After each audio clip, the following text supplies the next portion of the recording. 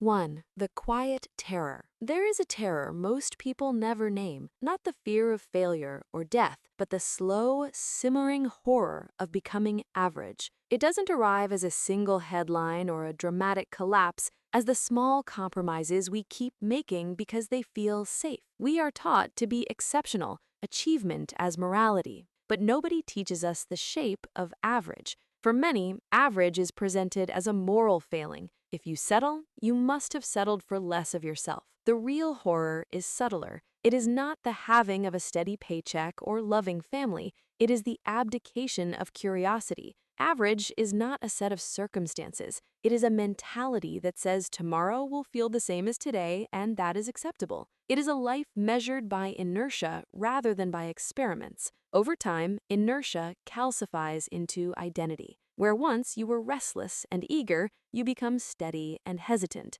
Your vocabulary narrows. Maybe later, I'm too busy, I don't have the energy. Those phrases sound reasonable. They are respectable excuses, but they are mortar that cements the shape of a life you didn't intend. The horror of being average is that it is not loud. It is polite. It sits with you at dinner. It greets your friends. It holds your hand while it robs you of possibility. The tragedy is that average masquerades as contentment. You believe you are being realistic, and realism in that form becomes a slow cruelty. You survive, but you do not astonish yourself anymore. 2. A life twisted by ego and safety. To understand why so many drift into this polite death, look to ego and safety. Ego convinces us that protecting an image is more important than discovering a truth about ourselves. We nurture a competent persona, the person who knows how to adult, because competence shields us from humiliation. But competence is not the same as courage. The protective logic of ego says,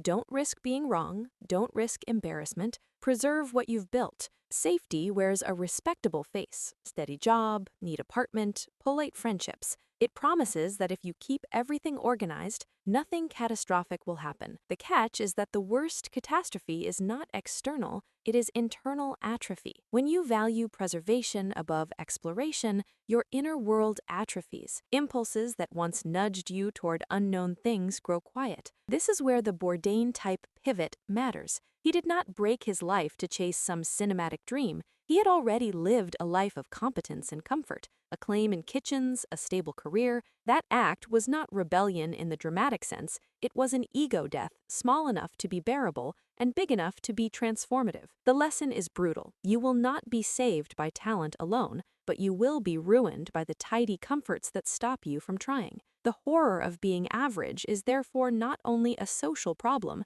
it is moral. It asks you whether you are willing to trade a plausible but untested life for one that demands humiliation, failure, and repeated vulnerability. Most decline that trade. They call it wisdom, they call it responsibility, but it is often cowardice in decent clothing. 3. The mechanics of decay and the path out. How exactly does average creep in, day by day? It's through small, repeatable decisions. You say no to the awkward invitation to learn something new because you fear looking foolish. You postpone the project until you feel more ready, which never arrives. You choose the route of least friction, the predictable commute, the same coffee shop, the playlist you know by heart. Each small concession is a tiny lesson to your nervous system that risk is optional and comfort is primary. The brain loves this. It rewards familiarity with tiny hits of relief. Over years, relief becomes addiction. The movement out of that state is not a single epic decision,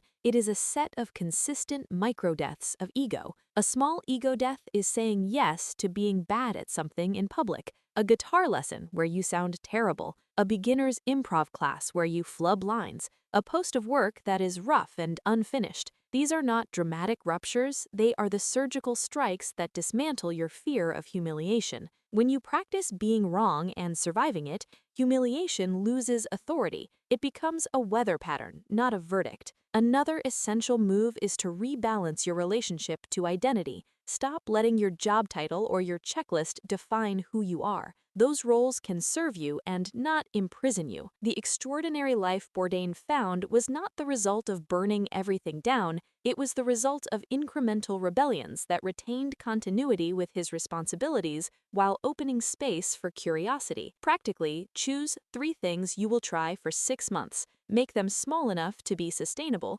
and bold enough to feel awkward. A public reading, a new language app, a class where you will be the least skilled person. Keep a beginner's log, tracking what you learn about the process and what you feel about yourself. Habitual courage is not a matter of temperament, it is a practice. The horror of being average evaporates not by grand gestures, but by deliberate recomposition of your days. Replace one autopilot pattern weekly with an experiment that forces vulnerability. Say less, "I'll do it someday," and more, "I'll try it this month." The accumulation of these micro-risk exposures is the actual architecture of a life that refuses to be average. 4. Reclaiming meaning and the grade of living. Finally, ask what you're defending when you defend comfort. Often it is not money or status, it is the illusion of being adequate. We protect adequacy because our culture equates predictability with maturity and equanimity with success. But there is a finer bar, the grade of living. Are you reporting to yourself that you attempted to stretch?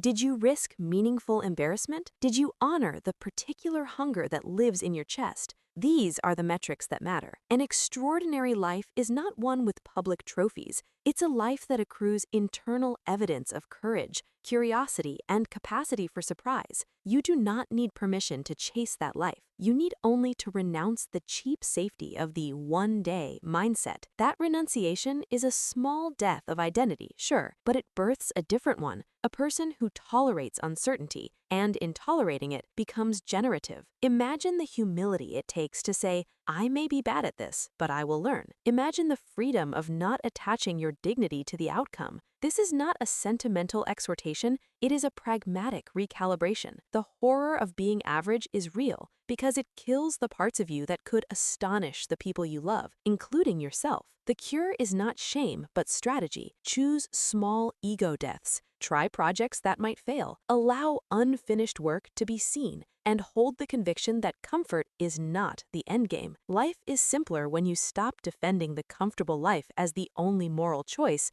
and start seeing it as a container that should be filled with experiments. In the end, the question is quiet but unbearable. When you are old, what sentence will you regret not having written in your story? If your answer feels thin, then the horror has been allowed to live in you. Start small, fail publicly, keep going. That is how the ordinary transforms into the extraordinary without fireworks, by the slow accumulation of people who dared to be awkward, vulnerable, and alive. 5. Practice, community, and the small legacy you can choose. Create tiny practices that make courage habitual. A weekly beginner's hour where you do something purely to be bad at it. A monthly public experiment you record and share. A short journal entry called "I Tried" that lists attempts, not outcomes. Find or form a small tribe that celebrates awkwardness rather than punishes it. People who will applaud a failed reading as readily as a polished success. Teach this to someone younger or less willing. Mentorship is a powerful antidote to the tyranny of private shame. Reframe your future by writing a single sentence now.